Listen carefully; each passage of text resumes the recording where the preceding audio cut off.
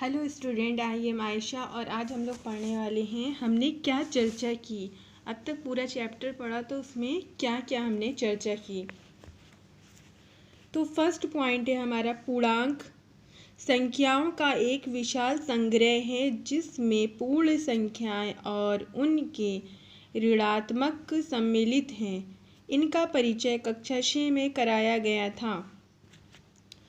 Second point है आपने पिछली कक्षा में पूर्णांकों को संख्या रेखा पर निरूपित करने के बारे में एवं उनके योग और व्यवकलन के बारे में अध्ययन किया है। निरूपित मतलब एक लाइन खींचकर उस पर पॉजिटिव, नेगेटिव और ज़ीरो इंटीजर्स को दिखाना है। योग मीन्स जोड़ना और व्यवकलन मीन्स घटाना। अब हमने योग एवं व्यवकलन द्वारा संतुष्ट होने वाले गुणों का अध्ययन किया। इसमें हम लोगों ने क्या किया था, पूर्णांकों का गुणा ये भी किया। पूर्णांक योग एवं व्यवकलन दोनों के लिए संवृत्त क्लोजर प्रॉपर्टी का यूज़ किया, अर्थात a प्लस बी और a माइनस बी दोनों पुनः पूर्णांक होते हैं और जहाँ a और b कोई भी पूर्णांक है।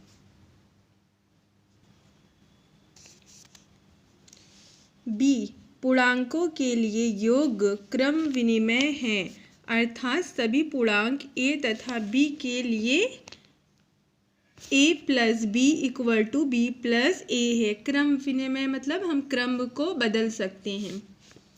सी पूर्णांकों के लिए योग सहचर, अर्थात सभी पूर्णांकों a b तथा c के लिए a प्लस बी ब्रैकेट में plus C equal to A plus B फिर ब्रैकेट बी प्लस सी होता है।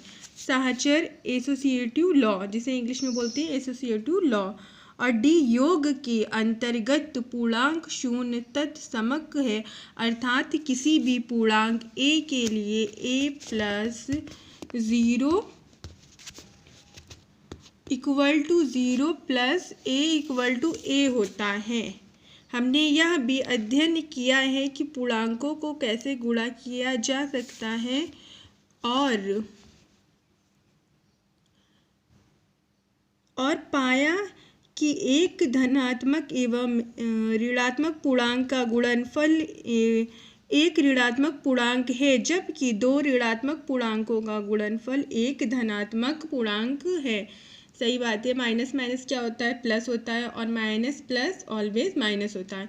उदाहरणता minus two multiply 7 equal to -14।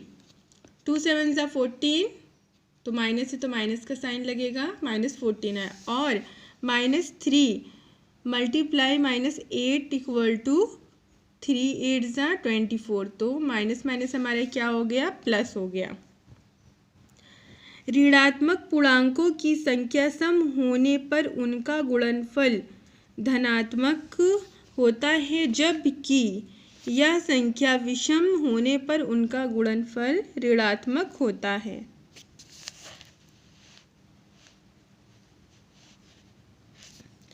पूर्णांक गुणन के अंतर्गत कुछ गुणों को दर्शाते हैं। ए देखिए, गुणन के अंतर्गत पूर्णांक संवृत्त होते हैं, अर्थात किन्हीं दो पूर्णांकों a तथा b के लिए a गुणे b एक पूर्णांक होता है। b पूर्णांकों के लिए गुणन क्रम विनिमय होता है, अर्थात किन्हीं दो पूर्णांकों a तथा b के लिए a multiply b equal to b multiply a होता है। गुणन के सी वाला देखिए, गुणन के अंतर्गत पूर्णांक a तत्समक है, अर्थात किसी भी पूर्णांक a के लिए 1 multiply a equal to a multiply 1 equal to a होता है। पूर्णांकों के लिए गुणन साहचर्य होता है, अर्थात किन्हीं तीन पूर्णांकों a, b, तथा c के लिए ब्रैकेट में a मल्टीप्लाई b फिर multiply c equal to a multiply b multiply c होता है।